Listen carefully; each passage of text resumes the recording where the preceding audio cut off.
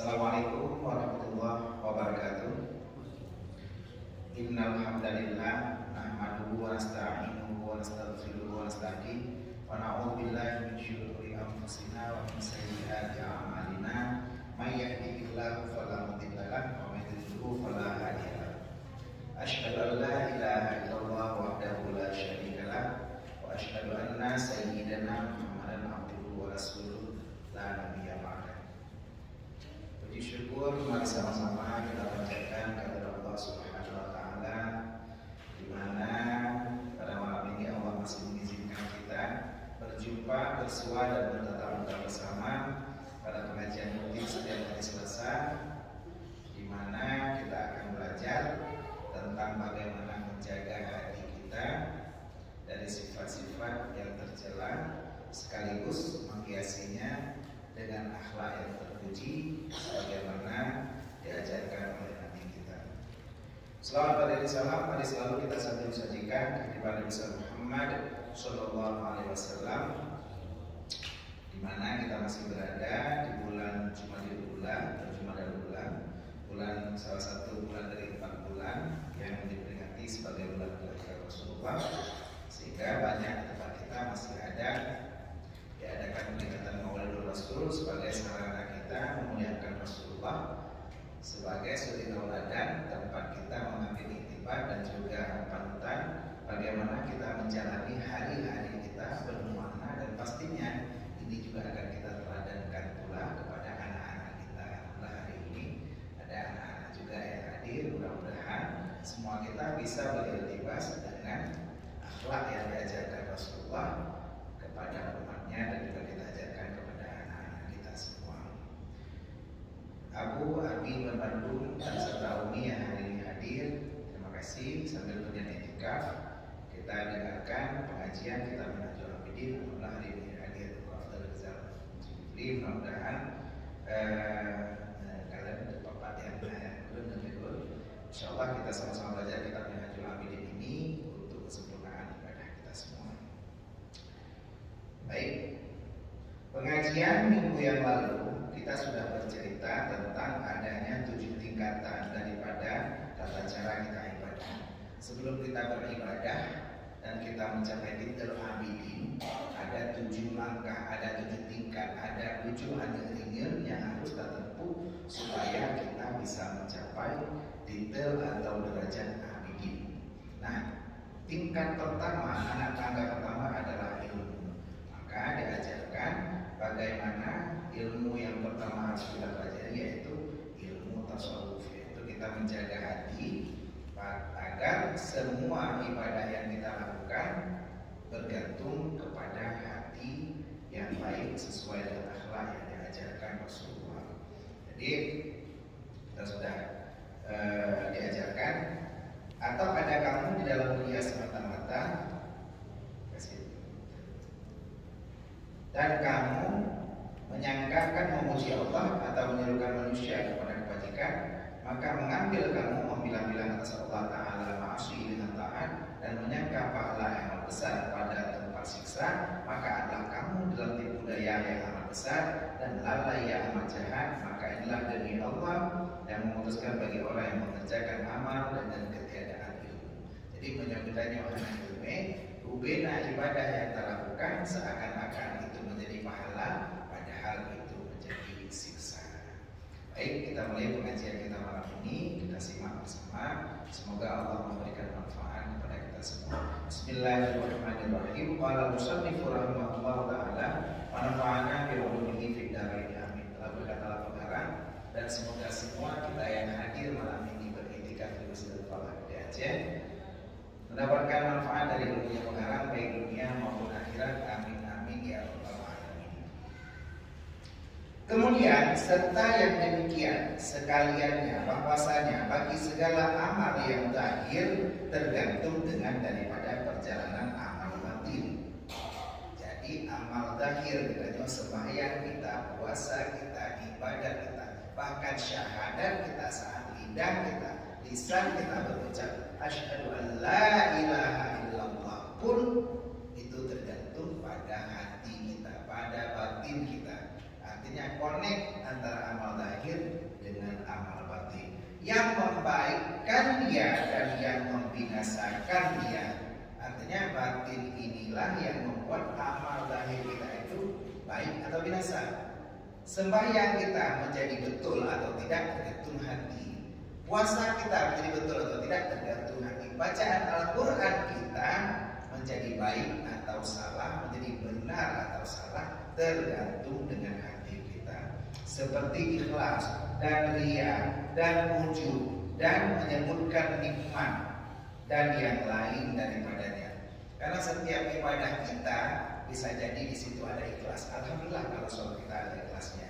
Tapi bisa jadi ada riyanya, bisa jadi ada ujubnya, bisa jadi ada yang menyebutkan nikmat dan yang lain daripadanya. Kadang-kadang kalau udah ke yang hari sembahyang situ, awal orang beres ya, yang betul situ. Nah, saat kita menyebutkan seperti itu, hati-hati, ibadah kita seharusnya jadi bagus, malah jadi binasa. Seharusnya dicatat oleh malaikat rakib, malah jadi ibadah kita dicatat oleh malaikat atid.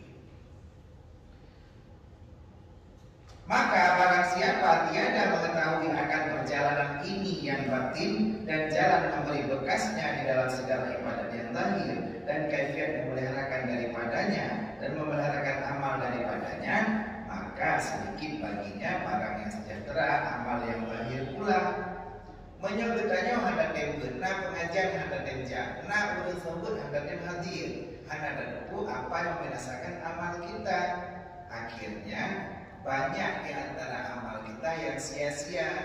Kacau ratik tapade jaro dan ternyata di hati kita nggak benar. Kita sholat fardu, sholat sunat, tapi hati kita belum benar, maka ibadah kita banyak yang tidak sejahtera daripada sejahteranya. Nah, yang sejahtera tapi sampai KFC, nah sejahtera ibadah yang amal kita juga tidak sejahtera. Artinya amal kita jadi sia-sia. Kenapa? Karena hati kita ternyata belum menjadi pembaik, pembagus, penyeimbang daripada amal yang lahir kita. Jadi bagaimana kita mempelajari tentang amal yang batin ini, menjaga hati kita? Disinilah di kitab Minhajul Abidin oleh Al-Imam Al-Ghazali mengajarkan kita tentang kaifiat menjaga hati kita.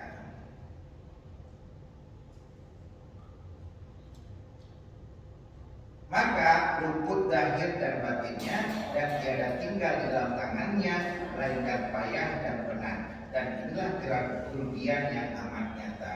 Menyodanya anak dan jaga, maka ibadah kita zahir dan batin sia-sia, luput dan tidak ada tinggal apapun kecuali yang tinggal adalah payah dan penat.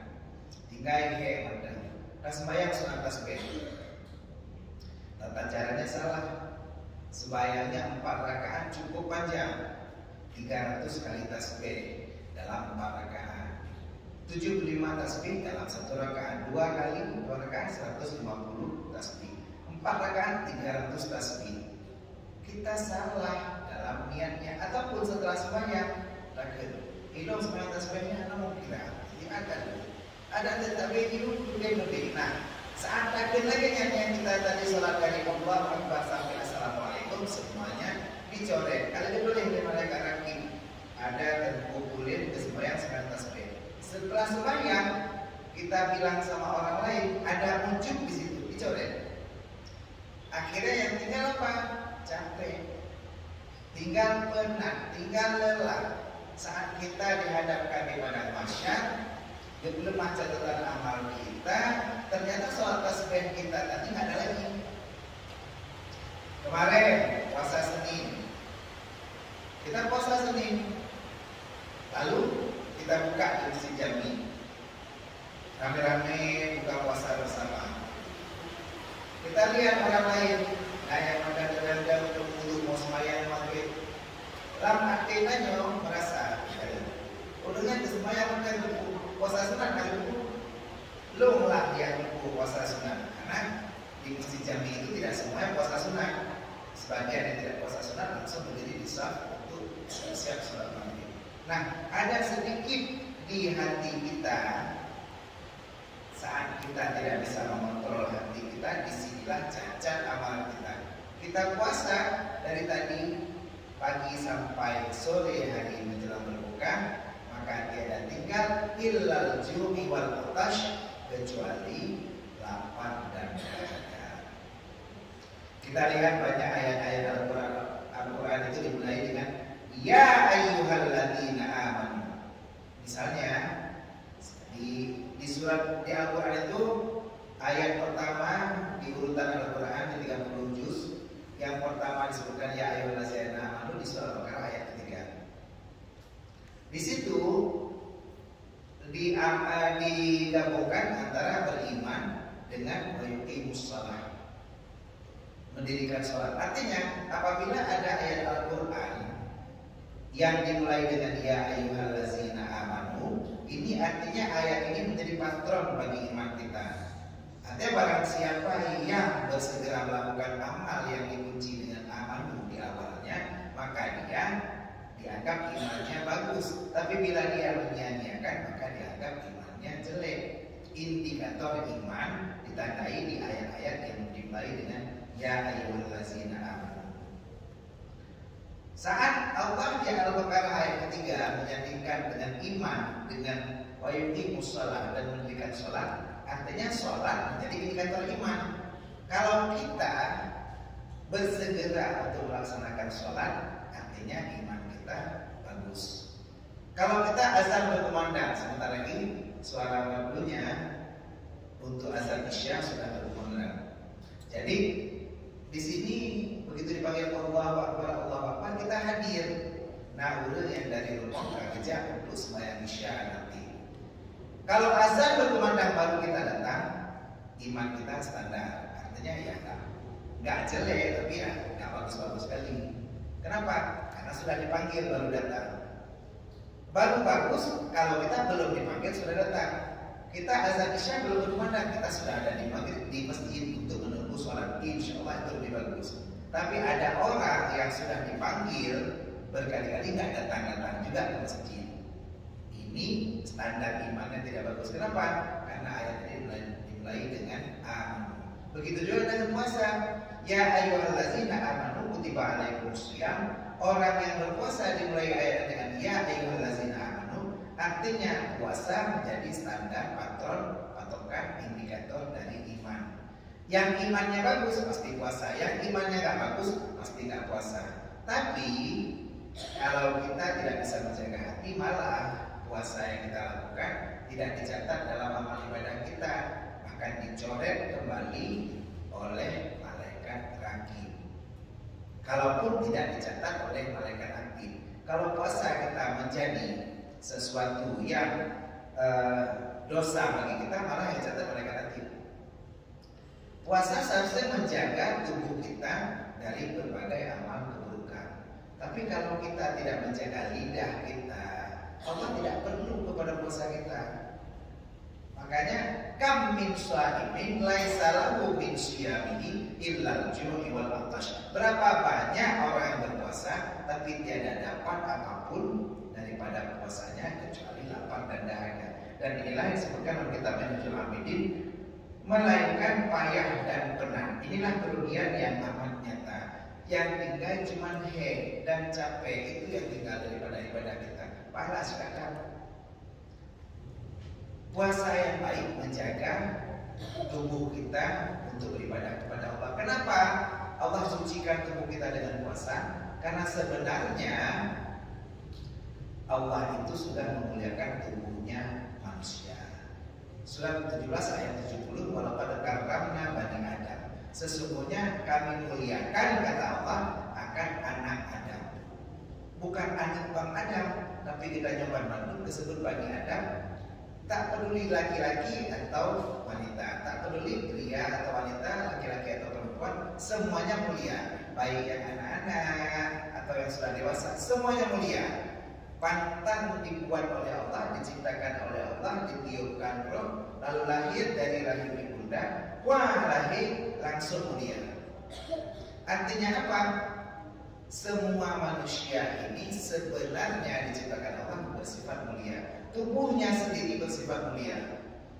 walaupun belum ada imannya langsung sudah mulia. Makanya seluruh anggota tubuh anak Adam harus dihormati dengan kemuliaan. Saat ada mata, Allah ciptakan mata. Artinya mata kita ini mata yang mulia, tidak boleh digunakan untuk hal yang tidak mulia. Makanya ini beda mata kita dengan mata binatang. Mata binatang tidak mulia, dia boleh melihat apa saja. Bahkan ayam saja telurnya mata sapi, padahal ayam tapi telurnya jadi mata sapi. Artinya matanya memang tidak jelas juga. Gimana caranya lahir dari ayam, matanya kok jadi mata sapi, kok jadi mata lembu. Jadi gitulah. Manusia matanya harus digunakan untuk melihat yang mulia. Kenapa? Karena mata ini akan dihisap nantinya. Jadi bukan permen saja dihisap, mata juga dihisap. Dihisap artinya dihitung amalannya. Jadi sungguh inna sam'a wal basara wal fu'ada, sesungguhnya mata, pendengaran, penglihatan dan juga hati, ulaika semuanya akan diminta pertanggungjawaban. Semuanya akan ditanyai. Kemana mata kamu gunakan, kemana pendengaran kamu gunakan, guna mata dengan gunakan dengan atau dengan tidak ber, semuanya ditanyakan oleh Allah.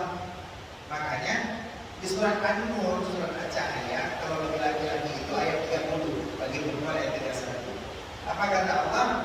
Qul lil mu'minina yaghuddu min absarihim. Katakan kepada para beriman agar mereka menundukkan pandangan. Kalau bagi perempuan, qul lil mu'minati yaghuddna min absarihinna. Katakan bagi perempuan agar mereka menundukkan pandangan mereka. Artinya apa? Mata yang mulia tidak boleh digunakan untuk melihat yang tidak mulia. Kalau kita ada HP, kita buka media sosial, makanya bagus sekali kalau seandainya media sosial kita gunakan untuk amal kebaikan kita. Coba Abdul Rizal beliau menggunakan media sosial untuk membuat grup Ahlus Sunnah wal Jamaah, menyebarkan dakwah-dakwah, jadi bermanfaat daripada orang menyebarkan berita bahkan maksiat. Kadang-kadang ada foto wanita yang tidak layak dilihat oleh mata kita, ada video-video porno, ada gambar-gambar porno.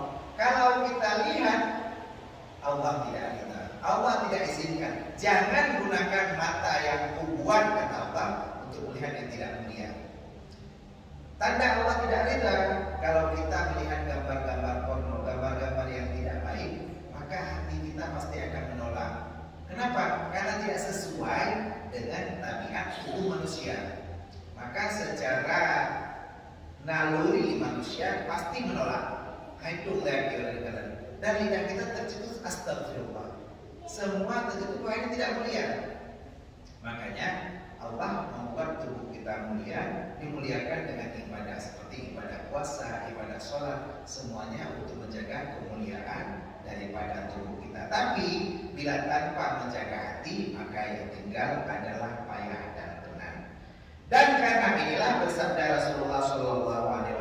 Apa sabda Rasulullah penghulu kita? Kalian alhamdulillah di sini banyak di dalam kitab Minhajul Abidin hadis-hadis dari Rasulullah. Jadi kalau di kita di Aceh atau di dunia yang masih banyak tertahu dengan Rasulullah ini para habaib. Di sini kita di Losmawe ada Habib Ali misalnya. Dari sering hadir juga di majelis pengajian beliau. Kemarin juga datang Habib Munsir Al-Musawwar di Banda Aceh, mengadakan sholawat bersama kita kemarin di Banda Aceh. Alhamdulillah orang-orang inilah, para habaib inilah yang bersambung dengan Rasulullah dan mengajarkan kita bagaimana kita cinta kepada Rasulullah. Karena Rasulullah sebenarnya yang selalu mengajarkan kita, mengingatkan kita tentang bagaimana kita melakukan ibadah-ibadah yang benar kepada Allah Ta'ala. Apa kata Rasulullah? Inna nauman ala ilmin khairun min sholatin ala jahlin. Inna sesungguhnya nauman tidur, as-sholatu khairun dan naum. Naum itu tidur. Ala atas ilmu. Khairun lebih bagus min sholatin daripada sholat. Kalau inna huruf penasab isim berfa kabar. Berarti setelah inna pasti barisnya maksud barisnya atas.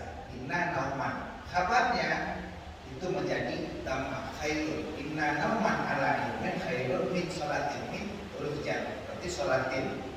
ala juga hujjah, ala jahil. Sebahwasanya tidur di atas pengetahuan, yakni niat yang kebajikan, terlebih baik daripada sembahyang di atas jahil. Tanya,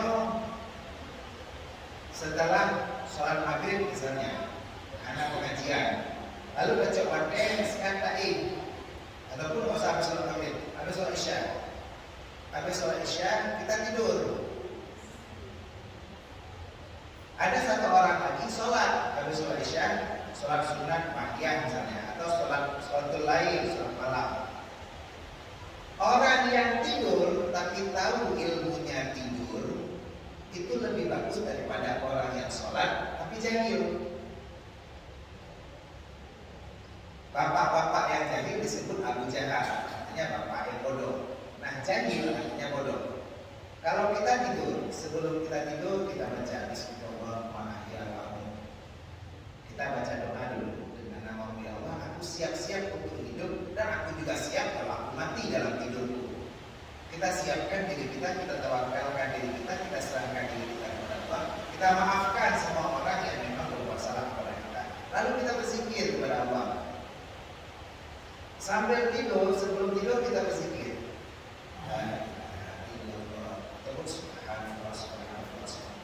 Sampai kita tertidur pulas. 8 jam kita tidur, habis isya kita tidur 8 jam. Sepanjang 8 jam dicatat pahala subhanallah. Malaikat rakib nggak berhenti, tangannya auto tulis terus pahala subhanallah. Kalau satu subhanallah 10 baik kan dikali terus kalkulator. Kita ada tidur, mulut kita tidak lagi mengucapkan subhanallah. Artinya, tapi malaikat rakib tetap mencatat nama kebaikan kita. Jadi, ya mungkin kalau urut ngorong itu kadang-kadang kalau kita pegawai itu tergantung dari penghasilan dan pengeluaran kita. Jadi punya urut tingkat golongan 2 atau yang pegawai rendahan itu masih ngorong. Artinya pemasukannya sedikit, pengeluarannya banyak. Nah, gajinya ukur tapi belum besar. Tapi belum mereka golongan ukur ya. Artinya dia tariknya banyak, keluarnya cuma sedikit. Nah, itu urutannya seandainya dengan. Tapi dengan kita pun walaupun kita nggak berzikir, kalau kita tadi sudah mulai dengan zikir, dengan sampai 8 jam, 8 jam dicatat oleh Allah pahala untuk berzikir. Makanya orang yang tidur di atas ilmu itu lebih bagus daripada orang yang sholat tadi. Daripada orang yang sholat tapi bodoh. Dia sholat, dia nggak tahu dari pertama niat. Pertama niat itu syarat niat masuk niatnya kasar, taharat, ta'yin. 3 hal ini kalau sholat fardu dalam apa sampai apa. Dan masuk niat artinya dia bisa bayangkan niat itu seperti dia bayangkan makanan di bawah tudung saji. Kita buka tudung saji, kita lihat di bawah tudung saji ada nasi, ada sayur, ada ikan. Artinya ada kasar, ada taharat, ada ta'yin. Kasar, usalli, artinya aku sholat. Taharat sebelum fardu. Ta'yin, kita tentukan waktunya apa? Isya'i, usalli, fardu, isya'i. Ada 3 ini, selesai niatnya. Tutup tudung saji, kita masih bisa bayangkan. Tadi ada nasi, ada sayur, ada ikan. Usolli fardhu isya'i, selesai. Itu niatnya sudah selesai dari Allah Akbar, dari Allah sampai ke Akbar. Itu pertama niat. Kalau dia tidak bisa membayangkannya sampai Akbar, niatnya keluar dari Akbar, niatnya saja sudah tidak betul. Pertama niat 2 berdiri. Bagaimana cara dia berdiri? Berdiri dia masih kaitkan, berdirinya masih tidak betul berdirinya kecuali bagi yang tidak mampu berdiri. Nah, makanya kalau tidak mampu berdiri boleh duduk di saat tidak mampu lagi berdiri. Tapi di awal sebaiknya kalau mampu berdiri dulu.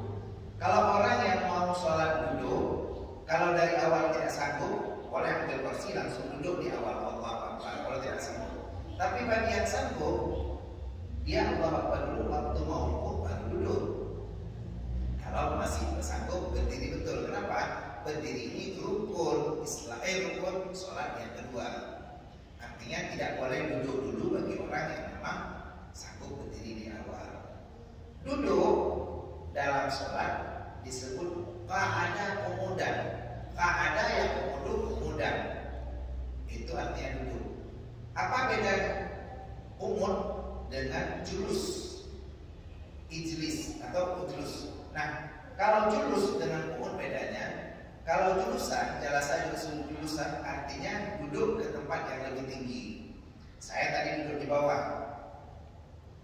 Kalau dibilang Ustaz, duduk ke atas Ustaz. Itu namanya julusan. Saya duduk, tapi dari bawah ke duduk tempat lebih tinggi. Ada orang tadi duduk di atas, disuruh turun ke bawah, namanya qu'ud. Ada orang dari berdiri turun ke tempat duduk, itu namanya qu'udan. Makanya dalam Al-Quran sesungguhnya orang yazkurullah qiyamah wa qu'udan, berdiri lalu duduk. Itu habis berdiri duduk, qu'ud disebut. Tapi orang yang duduk ke tempat lebih tinggi disebut julusan. Tempat duduknya disebut majelis. Jelas saya itu julusan, ini tempat duduknya namanya majelis. Majelis itu tempat duduk. Kalau tempat qu'ud namanya maq'ad. Jadi kalau kita duduk di bawah semuanya namanya maq'ad. Kenapa? Kita duduknya di bawah tapi disebut majelis. Ini kan duduk di bawah. Tapi kenapa disebut majelis? Ini majelis ilmu. Kenapa disebut majelis? Saat ada pertemuan, kita berzikir, kita bersolawat kepada Rasulullah, kita belajar ilmu. Ayo hadiri majelis solawat, majelis tempat duduk. Padahal duduknya di bawah, bukan di atas. Kenapa disebut majelis? Karena tempat duduk ini walaupun di bawah tapi meninggikan derajat kita. Innama, sesungguhnya Allah mengangkat yarfa'illahu alladziina aamanu minkum walladziina utul ilma darajat. Sesungguhnya Allah mengangkat orang-orang yang dua. Pertama, amanu, beriman. Kedua, menuntut ilmu. Allah angkat derajatnya. Jadi walaupun duduk di bawah, derajatnya ditinggikan. Makanya disebut majelis, bukan makan, bukan tempat duduk. Majelis al-masyhad misalnya, majelis tempat duduk. Duduknya artinya duduk yang memuliakan. Jadi kalau kita paham tentang ilmu, karena kita selalu belajar ilmu, Allah akan memuliakan kita. Makanya tidur pun kita kalau dengan ilmu lebih mulia daripada orang yang sholat, orang yang beribadah tapi jahil. Kita pergi sholat ke sini, kita pakai baju, kita pakai kain sarung, tapi baju kita, kain sarung kita tadi pagi dicuci bersama kolornya anak kita yang pipis tadi malam, digabung dalam mesin cuci, diputar-putar dalam mesin cuci, hanya suci keluar. Kita sholat, baju kita bersih, tapi ini najis. Kita mau sholat dan lantas dengan takbir, nah aja mau, apa yang mau? Bangkainya di sini, darahnya di sini, kita sholat, nggak cuci tangan kita, nggak cuci baju kita. Syarat sah sholat, suci dari hadas dan najis. Sudahkah kita suci dari hadas dan najis? Kalau tidak, maka sholat kita sia-sia. Bagus tidur. Tidur dengan ilmu lebih bagus kata Rasulullah daripada ibadah tapi dengan jahil. Kakak benar, Ustaz Gunawan kamu ilmu dalam. Nah, jangan tidur juga. Artinya belajar supaya ibadahnya sah. Maka bahwasanya yang beramal dengan ketiadaan ilmu membinasakan terlebih banyak daripada orang yang mengabaikan. Menyertai ibadah tanpa ilmu lebih yang fasid, lebih yang salah, lebih yang celaka, lebih yang sia-sia daripada yang doi. Dumpun dan kubur. Contoh, kita tadi ini sholat maghrib. Sebentar lagi kita sholat isya. Habis sholat isya, pertama kita istighfar. Habis itu kita baca sholawat kepada Rasulullah. Habis itu kita baca doa. Setelah doa, baru kita bersolawat lagi kepada Rasulullah. Kita baca sholawat. Sholawat yang biasa kita baca. Kadang-kadang saya baca juga. Sallallahu wasallam ala nabi sayyid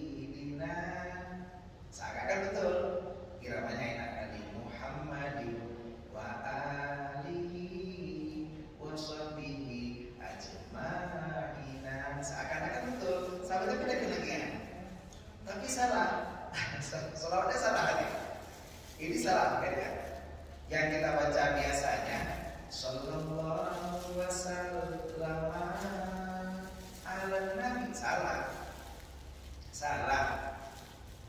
Walaupun sering dibaca, yang betul bagaimana? Sallallahu wasallam ala nabi sayyidina Muhammadin wa alihi wa sahbihi ajma'ina. Kenapa panjang 5? Sallallahu wasallam.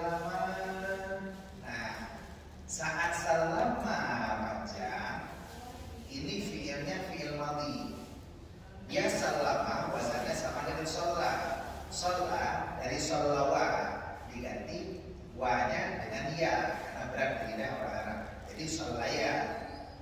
Kenapa dasarnya wa?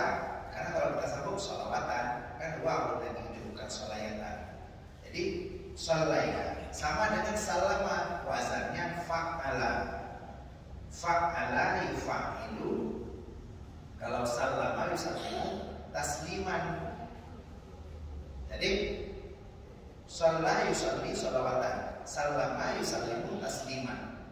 Nah, salama ini fi'il madhi mengandung damir huwa. Damir itu dalam bahasa Arab ada 12. Damir itu penunjuk daripada kata ganti. Huwa, huma, hum, iya, huma, humna, anta, antuma, antum, anti, antuma, antunna, ana, nahnu. Salama damirnya huwa. Salama damirnya huma. Salamu damirnya hum. Artinya kalau kita mau bilang satu orang yang memberi selamat itu disebut salama. 2 orang yang memberi selamat salama jamanya. Kalau banyak orang yang memberi selamat salamu. 1 orang yang memberi kesejahteraan ataupun sholawat sholat. 2 orang sholat. Banyak orang shollu. Banyak-banyaklah kamu beri sholat ataupun sholatlah kamu juga shollu. Shollu kama ra'aitumuni usolli. Artinya damirnya hum, wa hum kalau shollu. Kalau salama artinya huma. Artinya ada 2 orang yang memberikan keselamatan. Karena salama digabung dengan, kita belajar nahu saraf sekali ya. Karena salama digabung dengan sholat. Sallallahu wasallam, sholat Allah artinya telah memberikan kesejahteraan oleh Allah.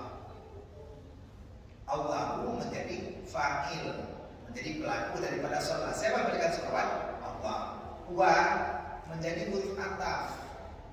Waw ini huruf penggabung. Waw artinya dan. Saat ada waw, faedahnya ma'tuf dan ma'tuf alaih setara. Yang di depan dengan di belakang setara. Beda dengan au. Kalau au atau artinya depan dengan pilihan menjadi choice, menjadi pilihan. Tapi waw memanakan kalau kita belajar bahasa Indonesia kata majmuknya setara. Setara artinya shalah dengan salama. Kalau shalah oleh Allah berarti salama juga oleh Allah. Yang memberikan kesejahteraan Allah, yang memberikan selamat juga Allah. Permasalahannya sallallahu telah memberikan kesejahteraan oleh Allah, wasallama dan memberikan keselamatan oleh keduanya. Kedua siapa? Apa ada 2 Allah?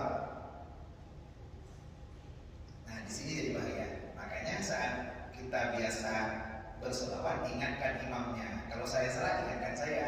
Sallallahu wasallam ala nabi. Karena ada sambung mangat lagu uji. Jadi bagusnya diputusin. Sallallahu wasallam ala nabi. Putus saja salamanya di situ. Karena fi'il madhi yang mengandung huwa, bukan yang mengandung huma. Jadi ala nabi baru ala nabi betul. Ala nabi sayyidina tasydid dia nanya panjang. Kenapa? Perlu kami ya panjang. Muhammadin di situ baris 2 bertemu waw, berarti dalam ma'lumna. A-nya panjang. Lihi artinya atas keluarganya. Lihi panjang. Wa sahbihi ajma'ina. Nah itu barisnya betul. Jadi selawat saja, kalau kita selawat itu ibadah, bahkan sebaik-baik ibadah selawat. Allah perintahkan kita untuk sholat, tapi Allah nggak pernah sholat. Allah perintahkan kita untuk puasa, tapi Allah juga nggak puasa. Tapi Allah perintahkan kita untuk selawat, Allah berselawat. Ini hebatnya Rasulullah. Makanya kalau kita tanya, misalnya kalau dari di malam Jumat ada acara dua, ada acara menghadiri selawat Rasulullah al-Masyarakat Ali dengan ada tawajuh misalnya, bagus banget, bagus selawat. Kenapa? Selawat satu-satunya ibadah yang Allah sendiri lakukan. Allah nggak pernah tawajuh, tapi Allah selawat. Innallaha wa malaikatahu yusholluna. Sesungguhnya Allah dan malaikatnya semuanya berselawat di atas Nabi. Ya ayyuhalladzina amanu, wahai orang-orang yang beriman. Kita sudah bilang tadi kalau ada ayyuhalladzina amanu, berarti ini indikator iman. Orang yang beriman yang berselawat. Kalau orang malas selawat berarti diragukan keimanannya. Jadi makanya harus rajin-rajin ibadah dan belajar ilmu tata cara ibadah. Jangan sampai kita ibadah tapi salah. Selawat kita, selawatnya salah. Sholat kita, tapi sholat kita salah. Akhirnya capek buka-buka buku catatan amal kita, ternyata salah. Kita di kantor amprah PPP, tapi nggak cukup syarat. Syaratnya bayar PPP. Kita tunggulah di rekening berapa masuk. Ternyata nggak masuk karena nggak bayar PPP. Begitu nggak cukup syarat, amal kita nggak tercatat. Hati-hati dengan amal yang tercatat. Kalau kita tidak kontrol ibadah kita, salah satunya kontrol hati. Nah, ya silakan ya. Kalau nggak pertanyaan kan Indonesia. Selawat yang disampaikan yang Allah adalah selawat yang beda dengan mereka pun berselawat kepada Nabi. Dan yang lain itu berselawat kepada Nabi. Oh, ada beda antara ketiga selawat itu. Ya. Bagaimana betul? Betul. Nah, apakah ada beda antara selawat Allah, selawat malaikat dengan selawat manusia? Beda. Jadi Allah selawatnya itu sebenarnya bukan selawat ibadah, karena tidak ada maksud ibadah pada Allah. Malaikat pun selawat malaikat juga bukan pada maksud ibadah, karena malaikat tidak ditaklif. Malaikat itu bukan mukallaf. Syarat mukallaf Islam malaik berangkat pada manusia atau jin. Ada dua yang mukallaf, ya jin dan manusia. Tapi malaikat tidak mukallaf. Jadi kalau Allah, innallaha wa malaikatahu yusholluna alaihi, bagaimana selawat Allah kepada Nabi Muhammad? Selawat Allah kepada Nabi Muhammad sebenarnya Allah itu salahnya bukan bermaksud selawat artinya mengucapkan selawat sebenarnya, tapi selawat dari Allah adalah bukti kecintaannya kepada Nabi Muhammad dan menyandingkan Allah menyandingkan Nabi Muhammad dengan dirinya langsung. Jadi Allah itu membuat Nabi Muhammad sebagai manusia yang di samping beliau. Artinya ada dua tiang di samping arasy itu. Waktu Nabi Adam mengucapkan, Allah langsung tulis La ilaha illallah Muhammadur Rasulullah di samping, bukan di bawah. Kalau kita lihat struktur hierarki, ada bos di atas, di bawahnya, baru bawahan-bawahan. Allah menyandingkan di samping. Kalau kita lihat di depan-depannya, ada Allah, ada Muhammad di samping, bukan di bawah. Artinya selawat Allah kepada Rasulullah adalah pengakuan bahwa Allah begitu cinta kepada Rasulullah, kepada Nabi Muhammad terutama, sampai Allah sandingkan Nabi Muhammad itu dengan dirinya. Walaupun Nabi Muhammad bukan Tuhan, tapi sebegitulah Allah berselawat kepada Rasulullah, artinya bukti cintanya Allah. Dan Allah tidak pernah berselawat kepada Nabi Adam, tidak pernah berselawat kepada Idris, Nuh, Saleh, cuma kepada Nabi Muhammad. Bagaimana bentuk selawat malaikat? Malaikat ini menghormati Nabi Muhammad lebih dari penghormatan mereka kepada Nabi Adam. Nabi Adam saat disuruh sujud semuanya sujud, tapi Nabi Muhammad walaupun tidak diminta sujud, semua malaikat itu tunduk kepada Nabi Muhammad. Bahkan mau melakukan kepada Muhammad hal-hal yang belum diperintahkan oleh Allah. Saat Rasulullah dilempar di Taif, lalu malaikat Jibril berkata, apakah perlu kuangkat gunung ini untuk kulemparkan kepada mereka? Allah tidak memerintahkan Jibril untuk mengangkat gunung.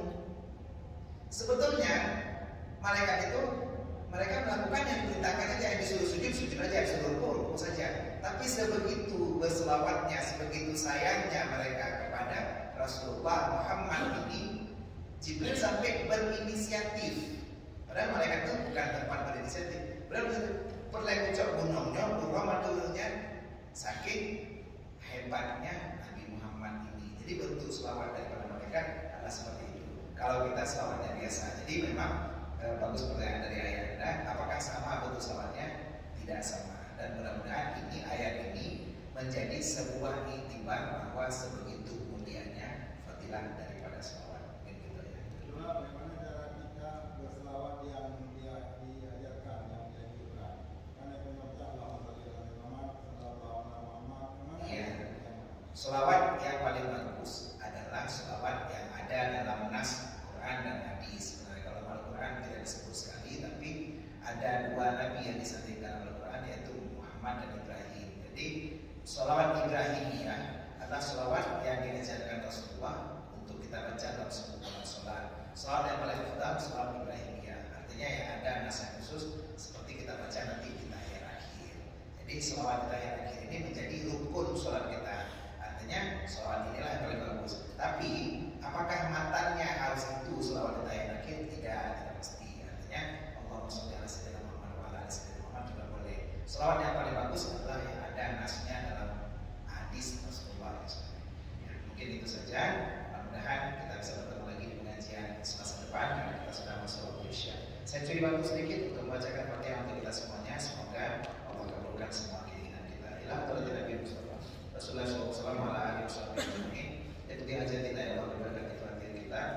Yaitu hajat kita ke Muhammad bin Yusuf Umar, Salami bin Muhammad, Rasulullah bin Daud, Muhammad Husain bin Mahmud, Fauzan Nazim bin Haji Abdul Haji Berdin bin Haji Hamzah, Adi Ibrahim bin Sulaiman, Muhammad Syuja bin Adi Ibrahim, Kamal bin Abdul Husain, Rudi bin Abdul Nas bin Daud, Iskandar bin Zakaria, Rusli bin Amin, Tengku Syazali, Tadi Rizal bin Zulkifli, Rudi bin Ahmad, Muhammad Afiyah bin Usman bin Rasyad, Rudi Usman bin Usman bin Rahman, Episa bin Kadeh, Usman bin Salul, Amiruddin bin Tukar bin Mana, Osal Asikli bin Amiruddin, Putri Syawki, Amiruddin bin Amiruddin, Raya bin Natali, Natira Fatana bin Tirayani, Asmanizan bin Asmala, Halimah bin Al-Basya, Islamah bin Al-Afiyah, Sofia bin Muklis, Rasmaini bin Ismail, Islam bin Yusuf, Salamina bin Abdul Talib, Usal bin Al-Rudi, itu diajatin ayat Allah berkati Fatihah. Kita pernah azim ya Allah, Ajma'in al-Fatihah.